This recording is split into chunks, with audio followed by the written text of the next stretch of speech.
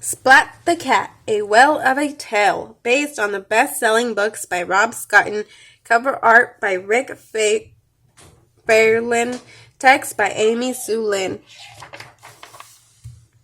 Splat the Cat buckled his seatbelt. "Let's go," he yelled. "It's vacation time."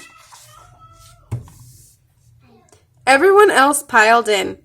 "Bring me back a shell so I can hear the sea too," said Grandpa. "When I come back, I'll have a shell to show and a story to tell," Splat said. Grandpa waved farewell. "Hello, beach," said Splat. Splat's toes wiggled in the soft sand. Now he could look for a shell. Dad said, "Splat, will you please help me with the umbrella?" "Okay," said Splat. "Then I'm going to find a shell." Splat first. "Help me spell," begged little sis. "Okay," Splat said. "After that, I have to go look for a shell." Just then, Splat's tummy made a rumble. "Time for ice cream and fish," Splat said. "Then shell hunting." Splat began his search. He wanted to bring home the sound of the sea for Grandpa. First, Splat found a dual snail shell. It was way too small.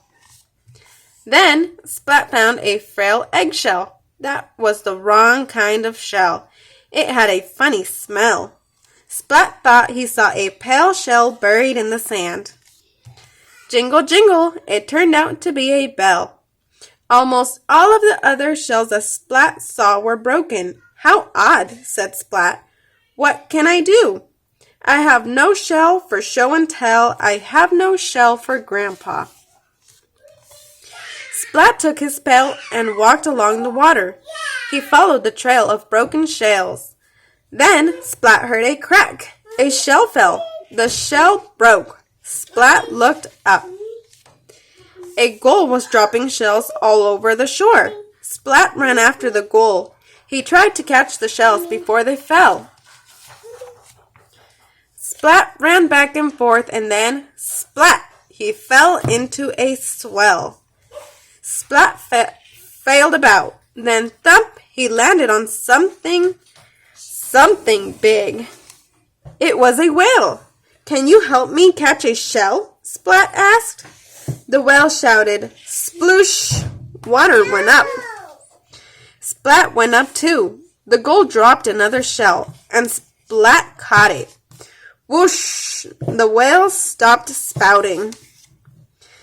Splat slid down the whale's tail and onto the sandy shore. Splat shook the water out of his ears and held up the shell.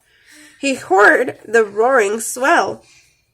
"All's well that ends well," Splat thought happily.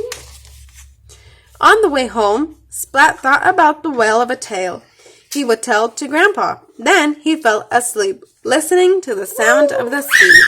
The end.